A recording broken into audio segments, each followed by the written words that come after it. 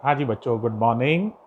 Lecture 8 है ये, और टॉपिक का नाम तुम लोग को मालूम ही है बच्चों, इंटीग्रेशन है।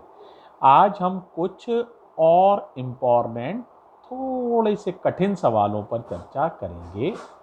इन सब सवालों में ट्रिगोनोमेट्री यूज़ होगी। ट्रिगोनोमेट्री के फॉर्मूले जो हमने पढ़ाए थे वो यूज़ होंगे, तो थोड़ा सा अलर्ट रहिएगा।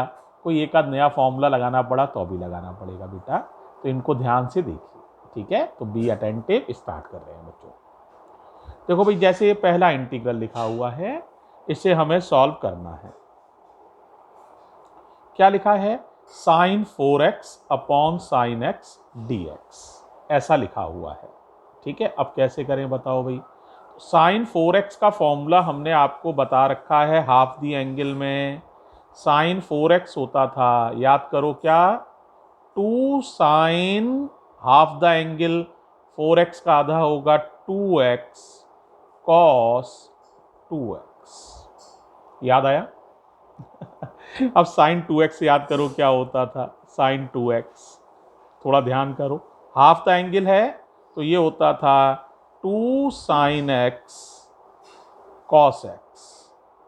ये ट्रिगोनोमेट्री के फॉर्मूले हैं, कल लिखे थे, उनमें से आप याद करना कंपलसरी है। तो पहले साइन 4x का लगाया है तो एंगल आएगा 2x, फिर साइन 2x का लगाया है तो एंगल आधा हो जाता है, तो 2x का आधा आएगा x। ये ऐसे ही लिखा रहेगा। तो ये वैल्यू है, इसको मैं यहाँ इंट्रोड्यूस कर रहा हूँ। तो आई हो जाएगा इंटीग्रल, बताओ बेटा, 2 2 जा 4 sine x cos x cos 2x divided by sine x. ये हो जाएगा बेटा। समझ आ गया भाई सबको? ठीक है। तो साइन एक्स से साइन एक्स कैंसिल हो जाएगा, 4 बाहर आ जाएगा, तो ये हो जाएगा बच्चों, क्या हो जाएगा बताओ 4 बाहर आने के बाद, integral cos x cos 2x dx। भाई यही बचेगा, देखो 4 तो बाहर ही आ गया, कॉस एक्स यहां से बचेगा, कॉस 2x यहां से बचेगा, dx।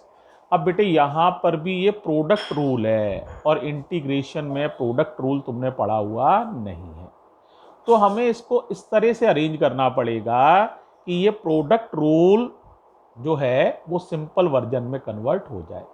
तो जरा ध्यान से देखो कैसे करें। एक फॉर्मूला और यूज कर रहा हूं, केयरफुली देखना। फॉर्मूला होता है, ध्यान से समझो, कॉस ए प्लस बी का एक फॉर्मूला होता है, cos A plus B. Answer होता है, याद कर लो, ट्रिग्नोमेट्री का है, दिखाऊंगा मैं। तो ये होता है cos A cos B minus sign A sine B. पहले बताओ याद हुआ? Cos A cos B minus sign A sine B. एक और फॉर्मूला होता है कॉस ए माइनस बी का, एक सही है, आता क्या है, cos A cos B plus sign A sine B, इस तरह का होता है। अगर इन दोनों फॉर्मूलों को ऐड कर दें, मान लीजिए, समझाने के लिए बता रहा हूं ताकि तुम्हें फॉर्मूला समझ में आ जाए, तो ये कट जाएगा, तो क्या आ जाएगा बताओ, ये आ जाएगा cos A plus B plus cos A minus B equals to 2 cos A cos B. Cos A cos B और कॉस ए कॉस बी जुड़ जाएंगे तो 2 कॉस ए कॉस बी। अब ए की जगह समझ लो क्या लिखा हुआ है, या बी की जगह समझ लो 2x लिखा हुआ है, और ए की जगह x लिखा है। तो जरा बताओ क्या हो जाएगा, बी की जगह 2x लिखना, ए की जगह x लिखना है, तो क्या हो जाएगा, कॉस ए प्लस बी, तो ऐड करोगे तो कॉस 3x हो जाएगा, कॉस ए माइनस बी, ए की जगह 2x लिख लो, बी की जगह x लिख लो, आसानी से अब आप सब्ट्रैक्ट कर पाओगे, 2x में से x चला जाएगा तो कॉस x आ जाएगा, ठीक है। 2 कॉस ए, तो cos 2x, cos B cos x। जरा केयरफुली देखो बेटा, ये जो लिखा हुआ है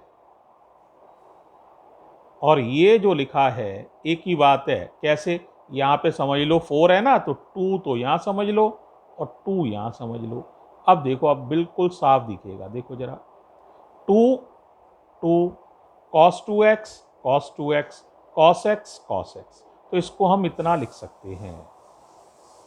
ये सारा जो स्टेप किया है यहां से यहां तक, ये ट्रिगोनोमेट्री की हेल्प ली है मैंने। इतना आपको ध्यान रखना पड़ेगा। ये ट्रिगोनोमेट्री है क्लास 11th की, तो ये है trigonometry of class 11th, trigonometry of class 11th। अब इस बात को यहां लिखने जा रहे हैं, तो देखो क्या हो जाएगा, जरा बताओ, बोलो भाई। I इक्वल्स टू, बोलो कितना हो जाएगा बच्चों, I इक्वल्स टू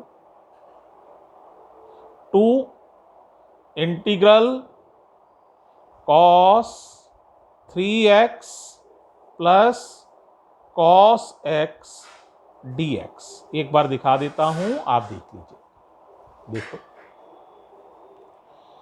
2 ये वाला पहले लिखा है मैंने, फिर इसकी वैल्यू लिख दी है यहां से, cos 3x plus cos x और dx।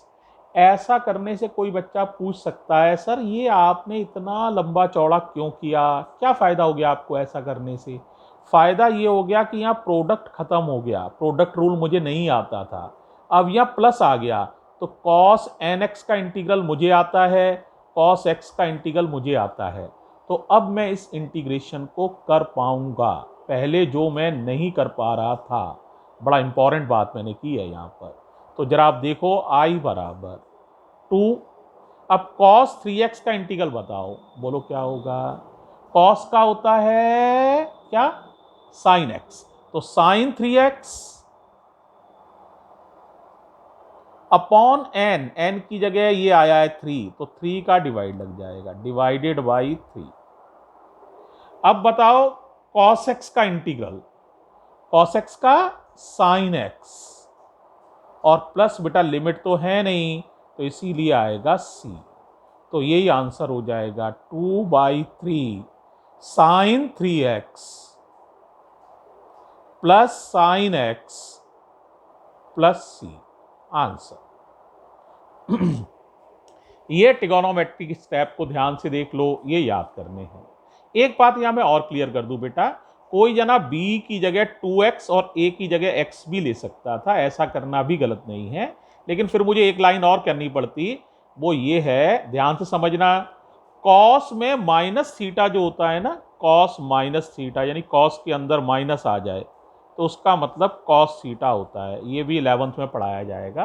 तो जैसे cos के अंदर अगर माइनस a भी आ जाता, cos के अंदर क्या आ जाता, माइनस का x आ जाता, तो उसको भी क्या मानते, cos x। तो चाहे तुम a को 2x मानो या b को 2x मानो, इससे आंसर पर कोई अंतर पड़ने वाला नहीं है। ठीक है, जैसे मैंने पहले b को 2x मान लिया था, बाद में a को माना, तो वो मैं ये चाहता था माइनस ना आए, तो तुम लोग को एक नया फॉर्मूला ना बताना पड़े, लेकिन अगर जानना चाहो तो ऐसे समझ सकते हो। ठीक है, कुछ क्लियर हुआ? वीडियो को ध्यान से देखना, बड़ा इंपॉर्टेंट इंटीग्रल है। थैंक यू बच्चों।